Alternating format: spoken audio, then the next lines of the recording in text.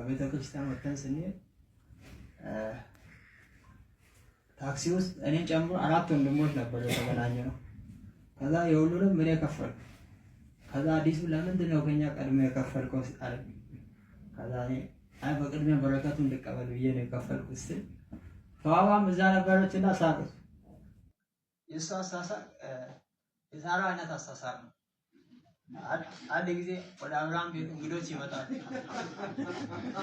እነዛ 3 ሰዎች መልአክ ነበሩ እና አብርሃም ተቀብሏቸው ከነሱ ጋር እየተነጋገረ እያለ በሚመጣው ዓመት በዚህ ሰዓት እኛ ዳግም ወደ ቤት እንመጣለን፣ ሳራም ወንድ ልጅ ይኖራታል አሏት። ከዛ ሳራ ድንኳን ውስጥ ነበረች።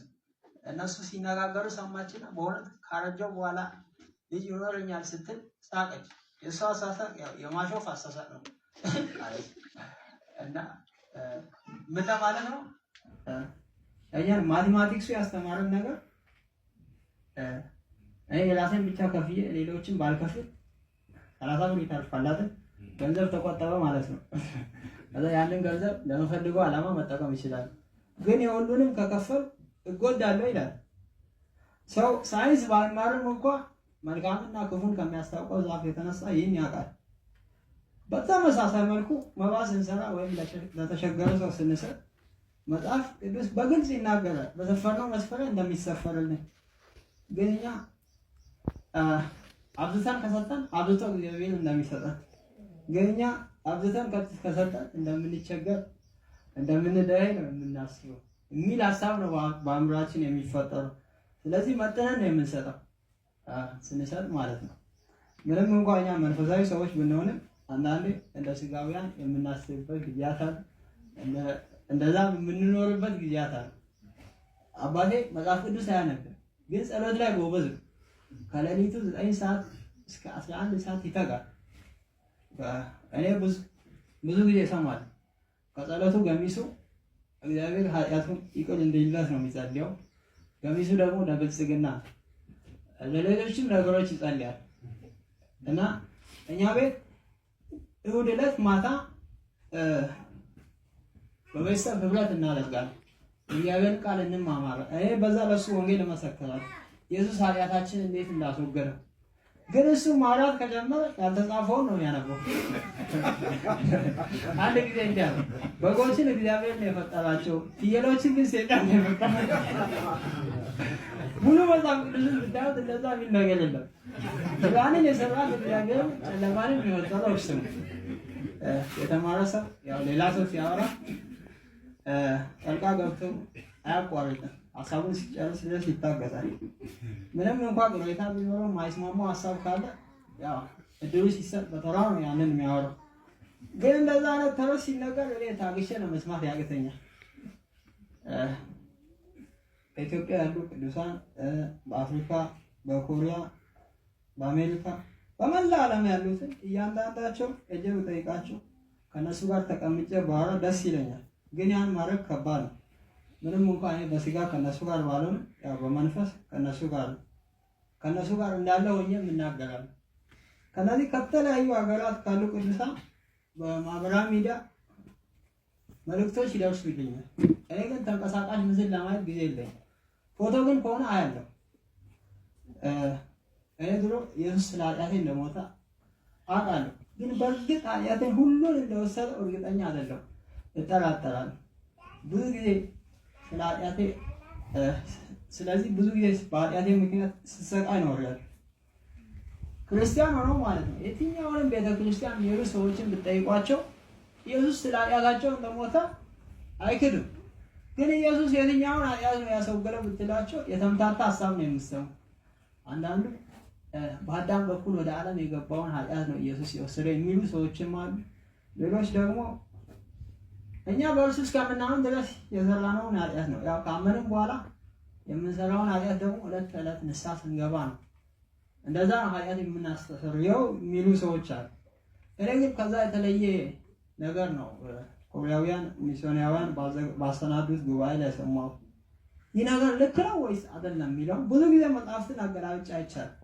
አዎ ልክ ነው፣ ግን ለማመን ከበደ። ይሄ በዘሌዋውያን መጽሐፍ ላይ በዕብራውያን መጽሐፍ ላይ የተጻፈው እግዚአብሔር ቃል ለማወቅ ለእውቀት ብቻ አይደለም።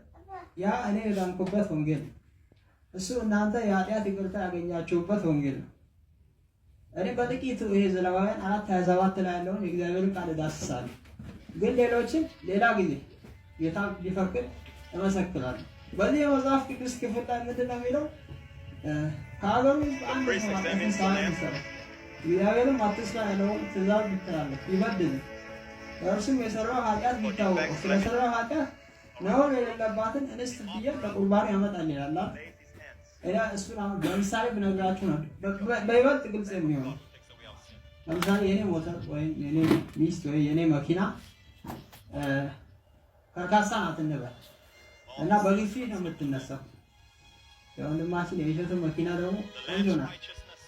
እኔ ሳላቅ የእሱ አይነት መኪና ቢኖር ብዬ ተመኘው። ምን ኃጢአት ላይ ወደኩ ካለ ከዛ ወደ ግንዛቤ እመጣለሁ። እኔ ሳላቅ መመኘት እኮ ኃጢአት ነው። አሁን ችግር ውስጥ ገባሁ። ምክንያቱም የኃጢአት ደሞዝ ምንድነው? ሞት ነው አይደል? ስለዚህ በእኔ ምትክ እንዲሞትልኝ ምን እንስት ፍየል ማምጣት ይዤ ማምጣት ነው ያለብኝ። ነውር የሌለባት ምንም የአካል ጉዳት ሆነ ቀንዱ ያልተሰበረ አይኗ ያሾራራ ያልሆነ ምንም እንከን ያሌለባት ፍየል ይዤ ወደ መገናኛው ድንኳን እሄዳለሁ። ከዛ በኃጢአት መስዋዕት ራስ ላይ እኔ ነኝ ወይስ ካህኑ ነው የምጭነው? እኔ ነኝ። ምክንያቱም ኃጢአትን የሰራሁት እኔ ነኝ። እጄን በፍየሉ ራስ ላይ ስጭን የኔ ኃጢአት ወደ ፍየሉ ራስ ይተላለፍ። ከዛ አሸክመዋለሁ። ከዛ ያ የኃጢአት መስዋዕት ይታረዳል። የኃጢአት ደሞዝ ሞት ነው። ደግሞ ይወስድና ካህኑ በመሠዊያ ቀንድና በልባት እንትን ከመሠዊያ በታች ያፈሳል። ለምንድን ነው በእነዚህ በሁለት ቦታዎች ደም የሚቀባው? ምክንያቱም ኃጢአት ሁለት ቦታ ነው የሚጻፈው። አንደኛው በመሠዊያ ቀንድ፣ ሁለተኛው በልባችን ጽላት ነው። ለዛ ነው እነዚህ ቦታዎች በደም የሚቀቡት። ደም ተቀባ ማለት ተሸፈነ ማለት ነው። እግዚአብሔር ኃጢአትን ሳይሆን ምንም ነው የሚያው? ደምን ነው የሚያው። ልክ እስራኤላውያን ከግብፅ ሊወጡ ሲሉ የቤቶቻቸው መቃና ጉበት ደሙን ይቀቡት ነበር። ምናልባት በዛ ቤት ውስጥ ሌባ፣ ወንበዴ ወይም ሴተኛ አዳሪ ብትኖር እግዚአብሔር ደም ያይና ያልፋል። በተቃራኒው ደግሞ ደግ ሰው የሚጸልይ የሚጾም ሰው ሆኖ አይ ችግር የለውም ደው ባይቀባም ችግር የለውም ቢል ያ ሰው በእርግጥ ይሞታል። ያይና እግዚአብሔር ያጠፋዋል። እዚህ ጋር እግዚአብሔር የሚያየው ደም ተቀባ ወይስ አልተቀባ የሚለውን እንጂ ሰውን አይደለም። እና በዚህ የኃጢአት መስዋዕት አቀራረብ ላይ ብዙ ስንቶች አሉ። ግን ጊዜያዊ ጽድቅ አገኛለሁ። ልክ ጊዜያዊ መታወቂያ እንደማለት ጻድቅ ሰው ሆኜ ደስ ብሎኝ ወደ ቤቴ እሄዳለሁ። ግን ኃጢአት ከሰራው ጽድቄ ይበላሻል። እንደገና ኃጢአተኛ እሆናለሁ። እንደገና ሌላ ፍየል ይዤ ነው የምወጣው። ይህ የኃጢአት መስዋዕት አቀራረብ በጣም አሰልቺ ነው።